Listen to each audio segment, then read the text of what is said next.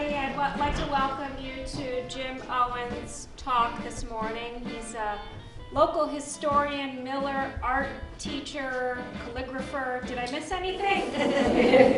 So thank you so much, Jim. This is just invaluable. I'm really excited about this talk today. And I also want to note that today is Jim's 90th birthday.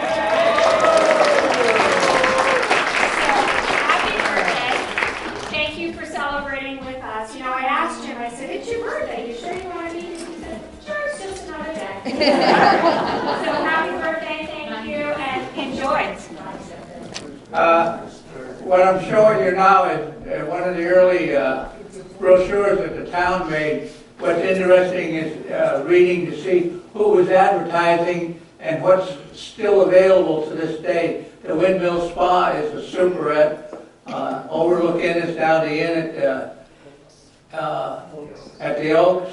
A lot of the rest of it just doesn't exist anymore.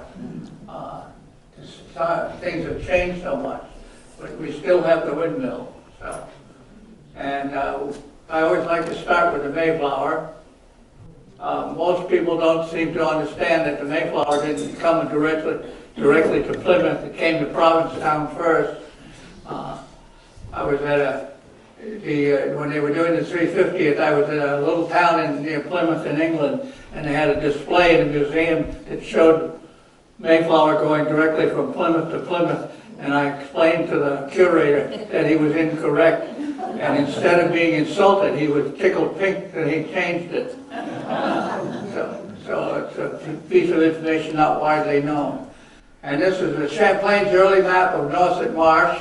The little creek up to the upper left-hand corner is Town Cove, and the one in the right-hand corner is going into Salt Pond, to give you an idea of where it is. That was done by Champlain, 1605. And of course, people settled in the early days. This is how they divided up the town of Eastham. The first families, each one took a slice straight across the town. Then this is another early map of Eastham showing it as two words. And in the Eastham in London was two words, but the Eastham we got our village name from was a single word, is Eastham, and that's in a place called Chester in England. And then a satellite map, not a modern satellite map. This was Governor Prince's house in Eastham. It was right where you turn off the highway to go to the Penniman House, and the tree beside it was his famous pear tree. But it did last into the 20th century, but it's long gone now. Cove burial ground, the first burial ground, with some of the earliest families. An interesting side note to that was, after World War II, the place was overgrown with brambles and thicket and brush. And to clean it, they moved all of the stones off, cleaned everything up, tidied it up, and put everything back. But they didn't have a proper map. So people now who come to worship over an ancestor's grave may not actually be standing over the grave. They're standing by the stone, but not the grave. We don't really know where they are. And this was a map done right after the Revolutionary War. All the towns in Massachusetts Selectmen had to put out a map showing major features of the town, and including buildings, and it shows the windmill, ponds, and what have you. And it was Orleans and Eastham were still one town at that point in time. This is present-day Orleans at the bottom end of that map, and this is the top end of it. And you'll notice where it says windmill, the Eastham windmill, when it originally came to Eastham, sat up overlooking Salt Pond. And old man Knowles sold the land out from under it, so he moved it to the site where it stands today and ran it from there instead. And this is a map done by Thoreau, who walked his way through Eastham. Town Cove and Collins Landing. And this is the infamous Eastham Rotary that everybody calls the Orleans Rotary, but the entire rotary is in the town of Eastham. And if you look up beyond it, slightly to the upper left, you'll see the cranberry farm, and that's where the Stop and Shop is now. Another shot of the same area, and some things explain themselves, the Collins Landing again. And this is one of the Collins family at Putnam Stand, which has been around for well over 50 years. Smith Heights, building that's in the very middle of this photograph is the one at the absolute left-hand side of this one, and looks right straight out over toward Coast Guard Beach. What's missing? Trees. That's right. No trees. The outer end of Cape Cod was totally timbered off by about 1700. The only trees left were on what we call woodlots, 50 by 100 foot pieces of land where they let the trees grow back for firewood. And every family has 3 or 4 or 5 of them, so they could cut a different one every year. Penniman House with the jawbones. Mrs. Penniman was a Knowles. Her family owned the farm right down the hill in Fort Hill. So instead of retiring to Hawaii like a lot of whalers, they retired back to Eastham. And that's Mr. and Mrs. Penniman. Mrs. Penniman, standing there in that photograph, is breaking the law. She was wearing pants. That's Bessie Penniman, who was also an amateur photographer herself. And this is the view looking toward Orleans with Penniman's son and daughter. Again, where are the trees? This is Bessie in the house, and this is another interior view of the Penniman house and Mrs. Penniman not wearing pants. This is the Sparrow house and the Sparrow family, and the little boy in the hat was my grandfather. Penniman house today, and this is more of the Sparrow family and some of the Brown family, my aunts and uncles. Rock Harbor in its early days, before modern construction, and at low tide. Again, an old fisherman, Rock Harbor. The Eastham side of Rock Harbor years ago, and fishing, commercial fishing boats, party boats taking people out. It was a big deal in those days. And of course the infamous clam trees. The winter ice pulls them out of the ground, so every year they put them back in again, and they mark the deepest part of the channel so you could get in and out of Rock Harbor, but you have to do it within 2 hours of the tide. And for a certain part of the day, you can't get in and out of Rock Harbor because of that. And here's a picture of Route 6 in Eastham taken about the year 1900. The arrow is pointing to the windmill. Way over to the left, at the very edge of the photograph, is the chapel in the pines, and slightly to its right, there's a little lump, and that's the library, to give you an idea of where you are. And the house that's right behind the row of telephone poles is the Swift Daily House. And this is, there's a truck stop here now. It used to be a mobile gas station, but there's a truck stop now. But years ago, it was both a gas station and a general store. And they also had rental cottages. And this is the Swift Daily House when it was a working farm.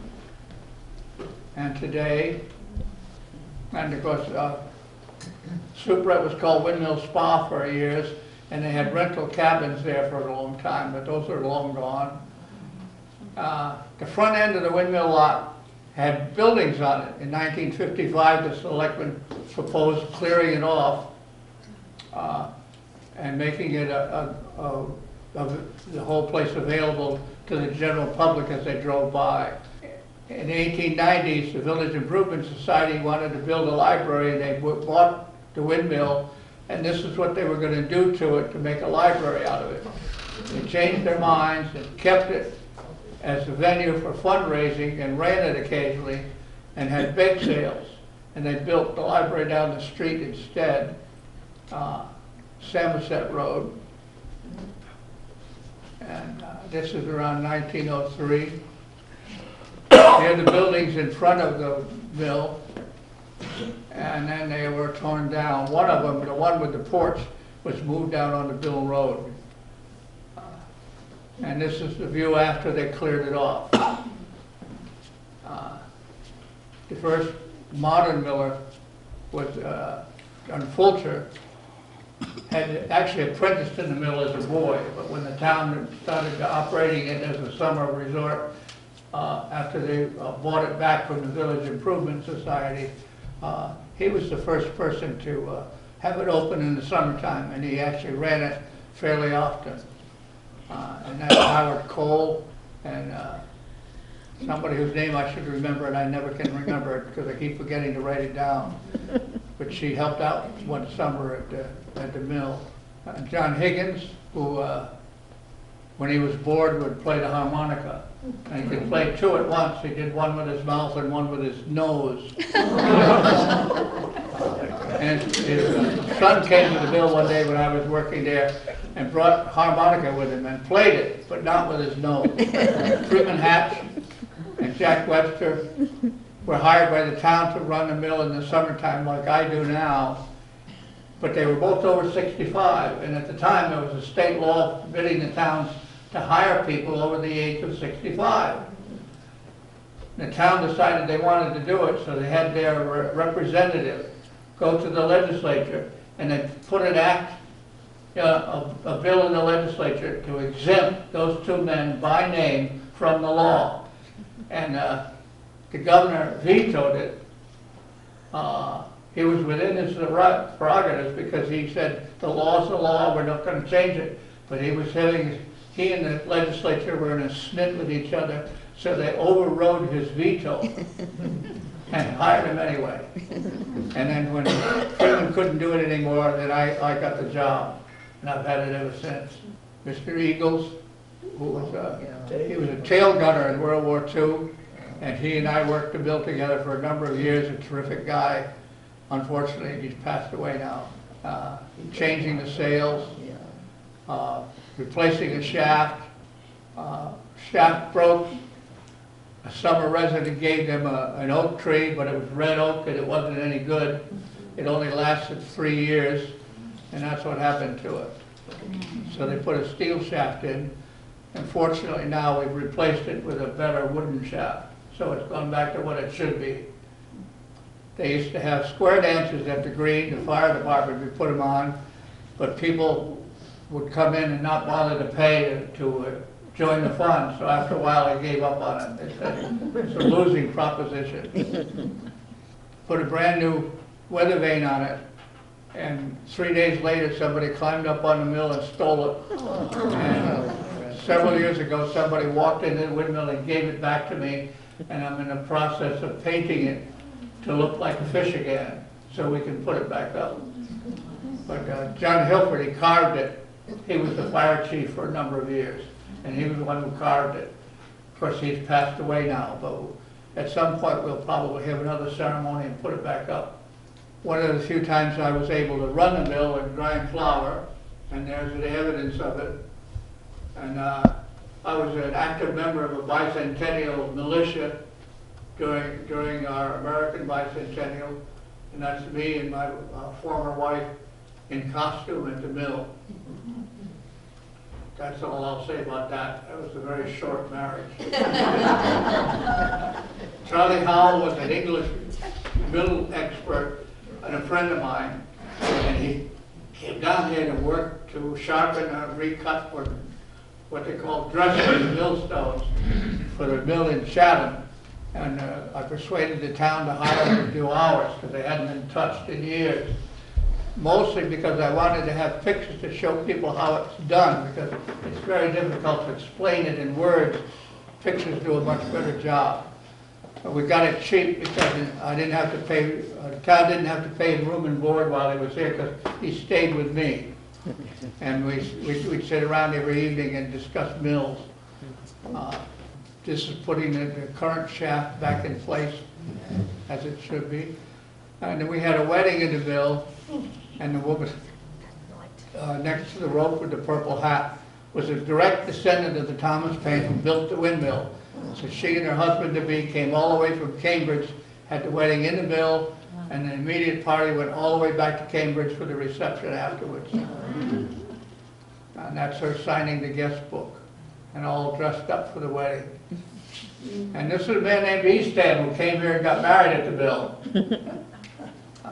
Summer art shows, and then we started having windmill weekends, and that's Phil Schwinn and his wife, his honorees.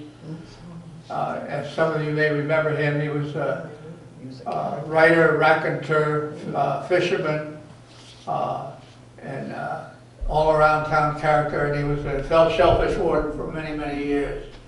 Knew anything and everything about everybody.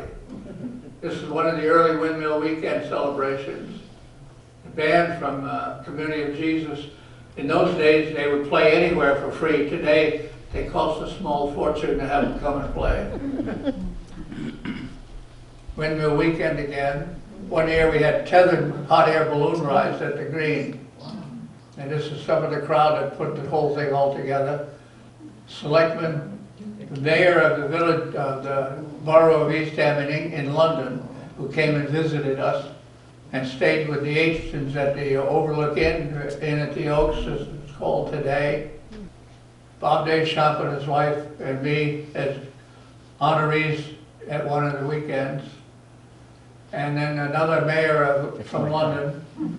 He came in '91 and had to stay an extra week because he couldn't get back on the plane on account of the Twin Towers being knocked down. So he had to stay here an extra week.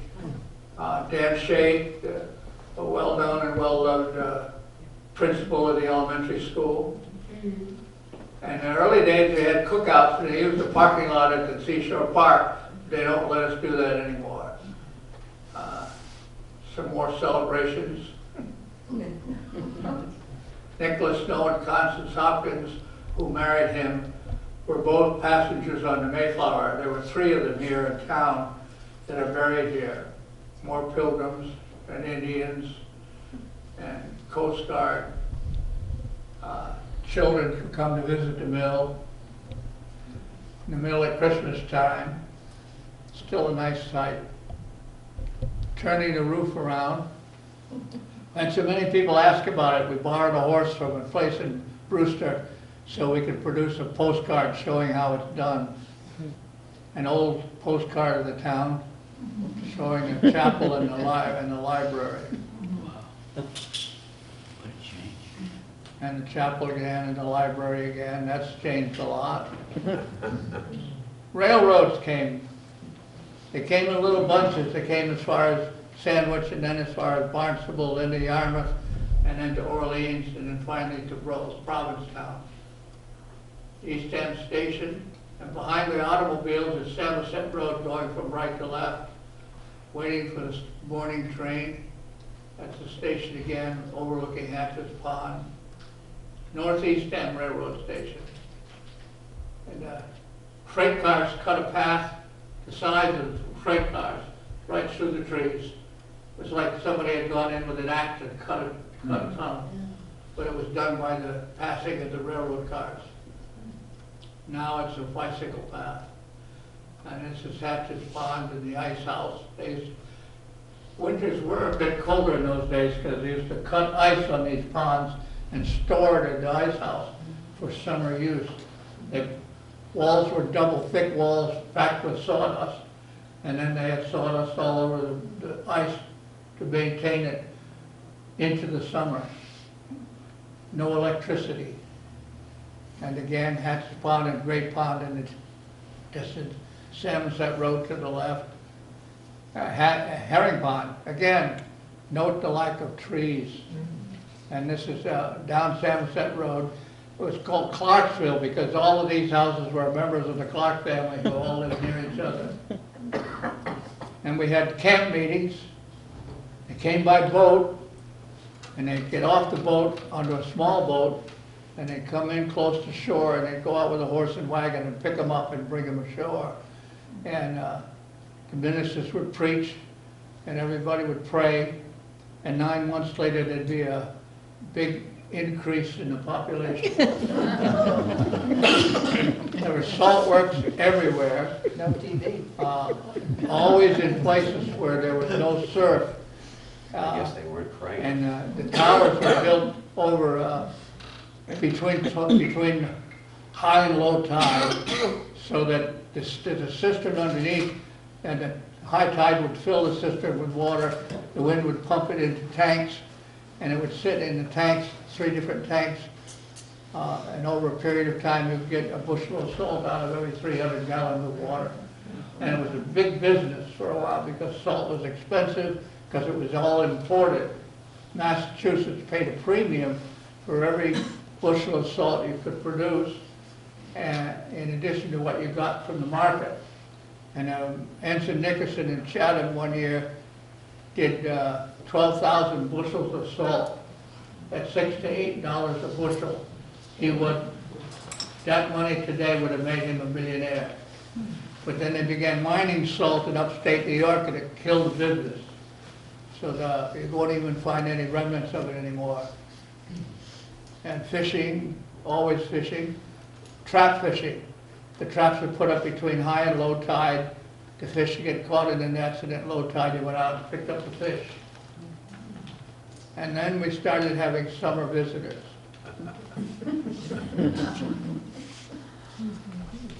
And then the Long Street.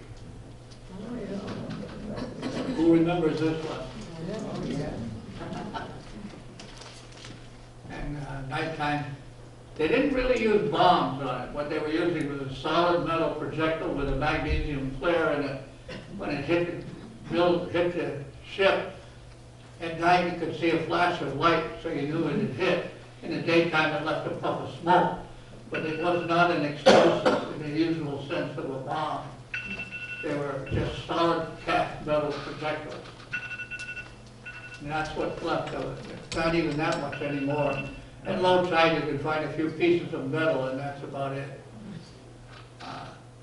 And then Timothy Smith of Eastham became a very successful Boston merchant, and he came back to town and gave the town a new town hall. And there it is, in its original form. When I first started teaching, that's where we held town meetings, was in the town hall. Can't do that anymore. First fire department, these are all volunteers who would answer any fire alarm that came off. The building's still standing, but it's not a fire station anymore. This is the fire station now. And the building to the right, where you can just see part of the building, that's the old station. And it's now Parks and Recreation.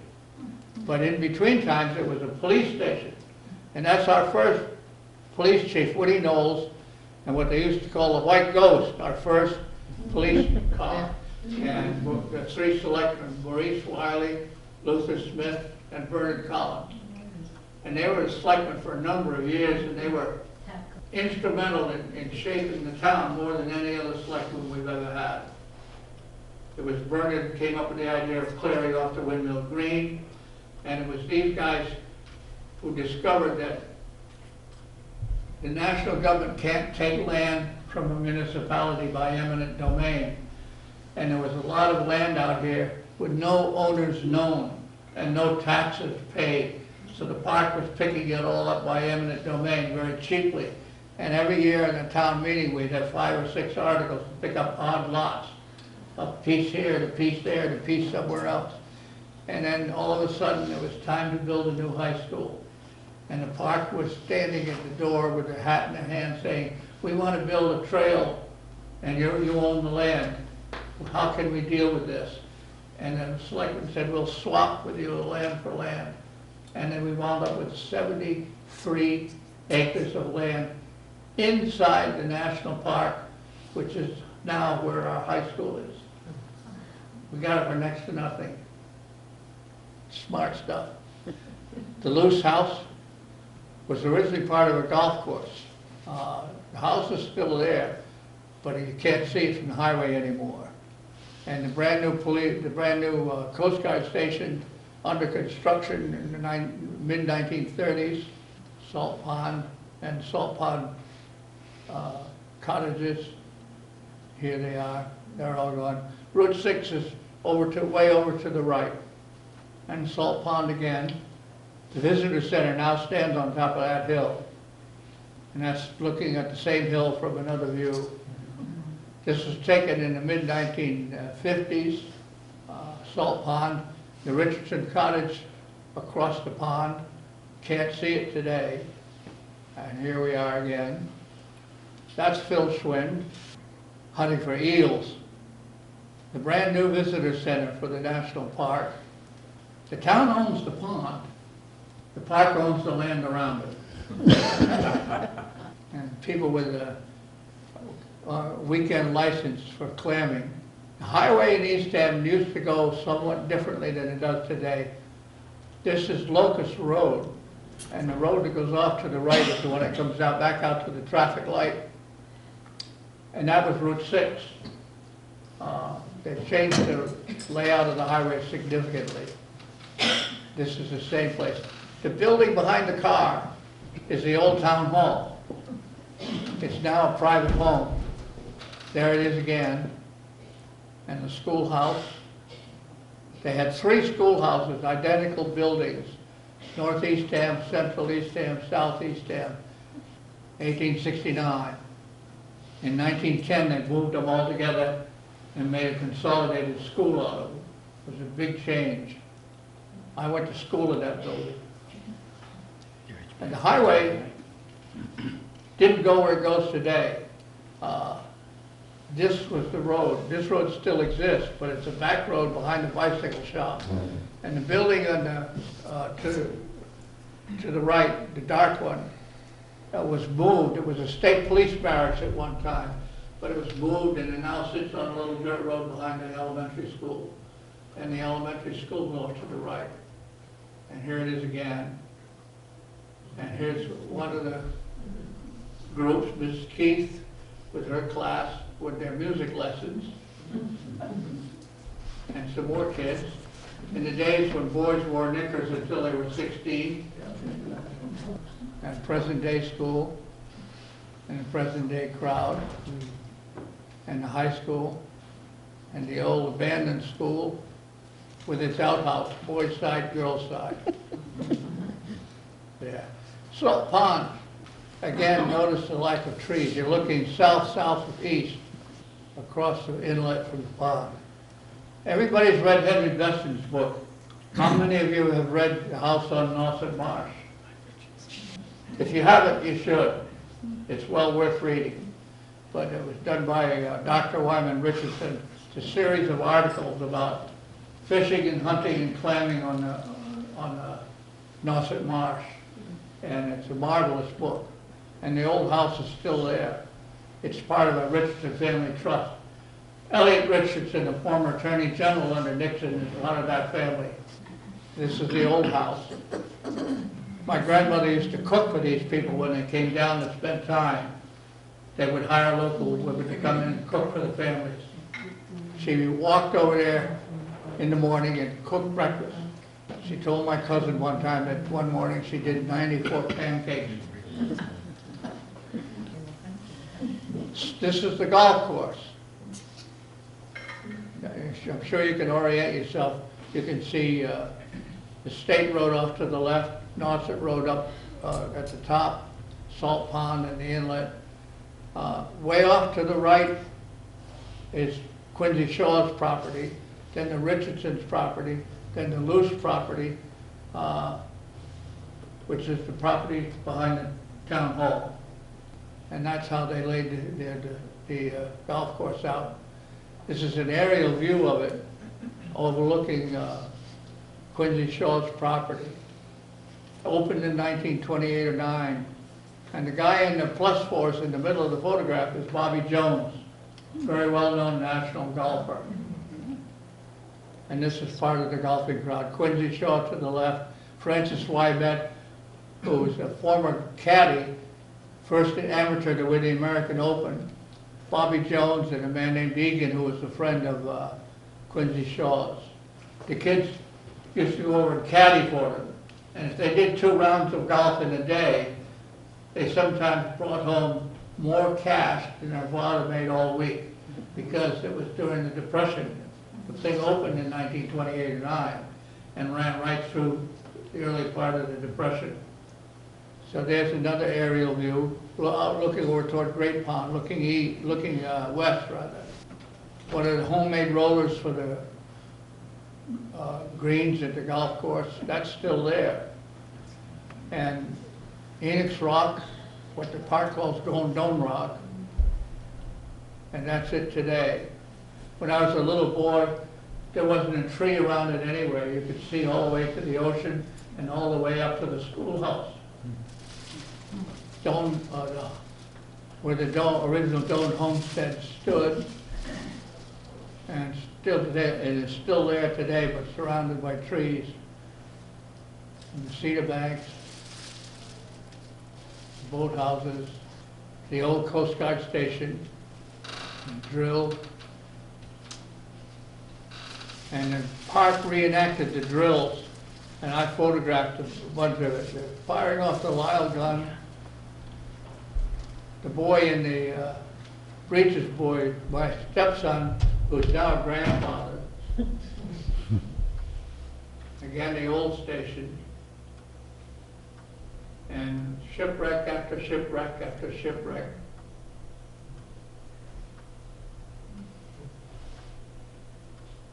The S-19 was an American submarine that ran aground between Orleans and Eastham. It sat there for 6 months before they ever were able to remove it. And another wreck. And this is the crew from the Eastham Coast Guard Station. The very tall guy off to the left, off to the far right rather, 6'6", that's my uncle. So when I used to hang out as a little boy at the station, I was allowed to putter around and play there all I wanted because he was in the station. Another winter wreck. And the old station again. How many of you know the story of that station and why it doesn't exist anymore? Anybody? What happened was when the guys were patrolling the beach, one of the surfmen came across a party all dressed up in city clothes. They were going to have a cookout on the beach, and they got rained out, so he invited them to come to the station and do their cookout in the station. And the cook wouldn't help them because he said he wasn't paid to cook for civilians. So the Coast Guard surfman was going off duty and he helped him, and they gave him a very nice tip. And then a few months later, word came down from Washington that they were going to build a brand new station because this one was sitting on the edge of a 30-foot peat bank, and one good storm would have taken it out. And the reason that happened was because one of the guys in that beach party was Henry Morgenthau Jr., Secretary of the Treasury. Helps to know somebody once in a while. There's the peat bank I was talking about in the old station. This is a wreck that, not a wreck, but a lifeboat from a torpedoed ship during World War II that came ashore here. The Bartlett House was built on a dune, and then they decided that wasn't a good idea, so they moved it. And my sister-in-law still lives in it, overlooking Coast Guard Beach. My grandfather worked for Harvey Moore, who was the crew that built the house originally and also moved it. Another salty crew from the Coast Guard station. Bird watchers, clammers, kids, beaches. Look at Coast Guard Beach. This is an old map that shows the names of a lot of the places in the marsh. The wrecks of a beach buggy and another beach buggy and a gunning crew, the butterfly house, and down beyond it is the outermost house, beach cottages and the necessaries, and the outermost house, and the 78 storm, tearing everything to bits. There's an aerial view in the summertime before the storm. Notice the parking. and the beach house, the bathhouse. And this was taken right after the storm. The bathhouse is still there. There's a blob where it's standing off, up on the edge of the surf to the right. But that's how much damage was done in one storm. Gilmore Cottage, which didn't come apart, and the Animals House, which did come apart. And that's Conrad Nobley and a friend with remnants of the Animals House. Tommy Dill's Beach Cottage, which is now part of the Swift Daily House Assembly. That's the beach today. More wrecks.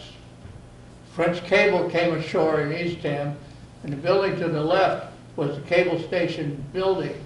They decided it was too remote, and they added another section of cable and ran it down the town cove into Orleans. But that was when the Three Sisters lights were still up. That's the cable station building. And the beacon, one of the Three Sisters, and one of the last keepers of that lighthouse.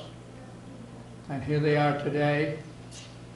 And they replaced the beacon with a taller light that they got from Chatham.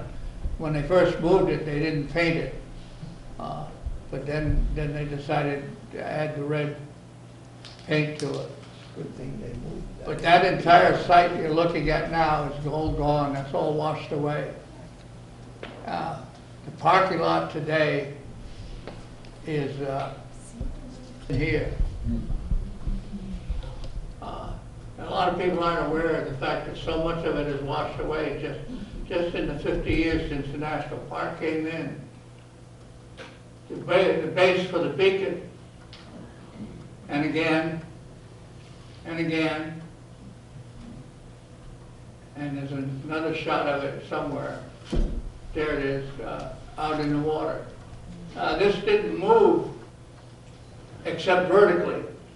It came straight down. What happened was the cliff moved back and moved back and moved back and left it behind. It's still there. Occasionally at a really low tide you can see the remnants of it. Cranberries. Uncle Tommy Gill, who was a local carpenter and farmer. Dairy farms were very common in Eastham in the early days. And turnip fields. And turnip farmers. And Art Nick, the last of the great turnip farmers. More cranberries. The Methodist Church stood right across the street from Arnold's. There's a family named Warner that used to come down and stay off Nauset Road for holidays. And they knew my grandmother. So they came down one year, and when they were going to church on Sunday, they drove back past her house, and she was working on her rose bushes. And they stopped to say hello to her, and then went off to church. When they got up to the highway, they found the church had burned to the ground. Oh. So they turned around and came back, and they stopped to speak to my grandmother. And they said, "Minnie, how come you didn't tell us the church burned down?" She said, "You didn't ask me."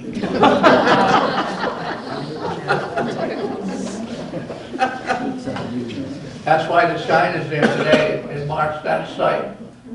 Cape Codders would talk your ear off. But you had to prime the pump a little bit to do it. The Methodist Church in its various stages. The highway in its various stages.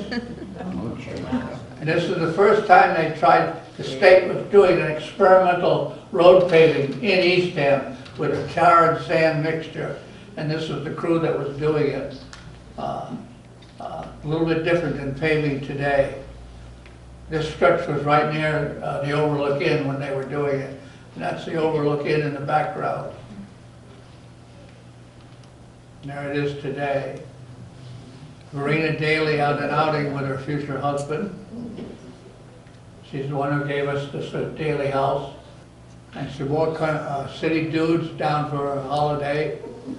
This is Gertrude's Beach Box, which has morphed now into Arnold's.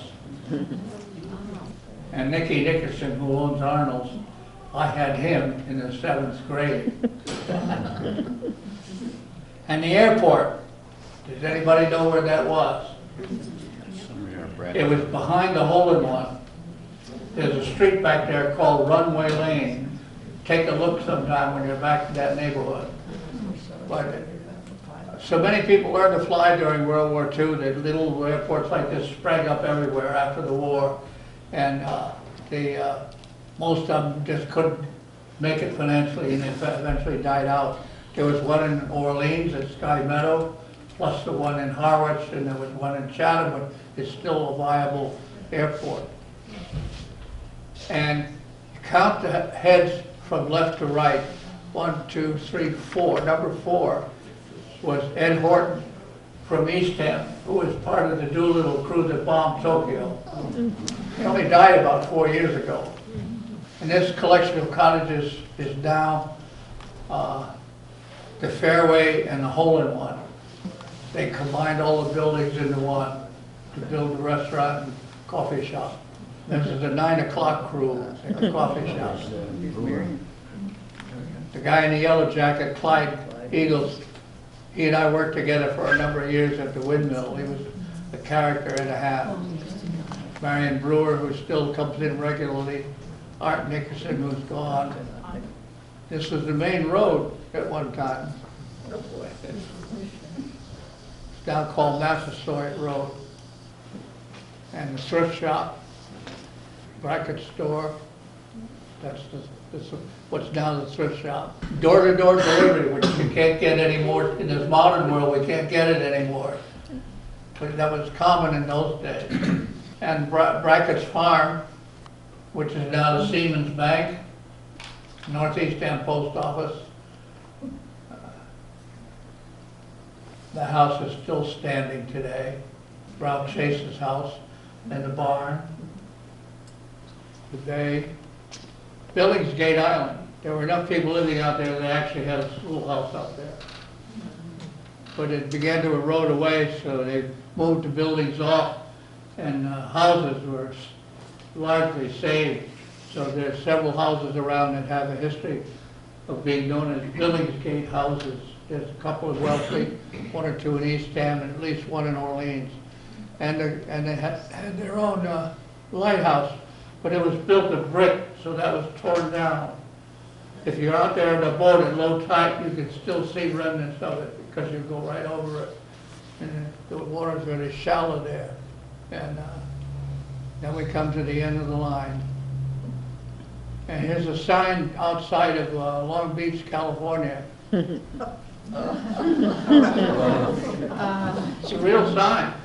And there's one like it near Race Point with a mileage in the other direction.